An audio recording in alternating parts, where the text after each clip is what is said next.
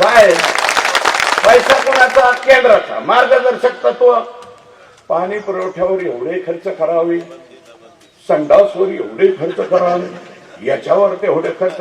सरपंचाच्या वाट्याला काहीच नाही, हापशाचं कापून घेते. हापसा त्याच्यातून, लाईट बिल त्याच्यातून. सरपंचाच्या हाती डोंगर पोखरला आणि त्याच्या खालून उंदीर, आणि सरपंच बहुत अच्छा है, करो काम. अरे काय करीन सरपंच? त्यात मग मी मागचे मेंबर फुकाट निवडून आलेले तुमच्यामुळं. मेंबर कसे निवडून येतात माहित नाही का?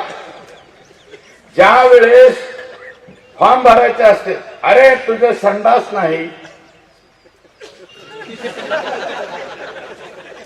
पाणी पट्टी भरलेली नाही, तुझं ते घराची घरपट्टी नाही, सरपंच म्हणतो बरं. त्याचे 20-50 मत असते. सरपंचाचा खिसा खाली, डिपॉझिट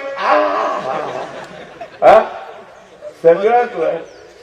आणि मग हेच वर्ष 2 वर्ष झालं, काय खरं नाही सरपंचात. आमच्याकडे लक्षच नाही, आमच्याकडे बघतच नाही. ही अशी परिस्थिती चालू. आता 2 वर्ष झाल्यावर प्रत्येकाच्या मागे लागले असते, सरपंच क्या है तेरा इरादा. आणि इलेक्शन मध्ये म्हणलेलं असं, तुझं हे करू, तुझं ते करू. क्या हुआ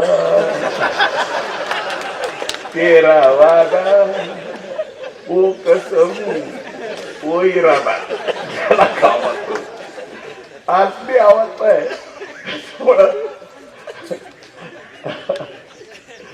त्याच्यामुळं मग काय काय करायचं, सरपंचचा सुद्धा इज्जतीचा पंचनामा झाला पाहिजे. म्हणून ह्याला जरा मत कमी करा, त्याच्या वार्डात विरोधात घाला आणि आपल्या वार्डात वाढवा, असं सुद्धा काही गरज.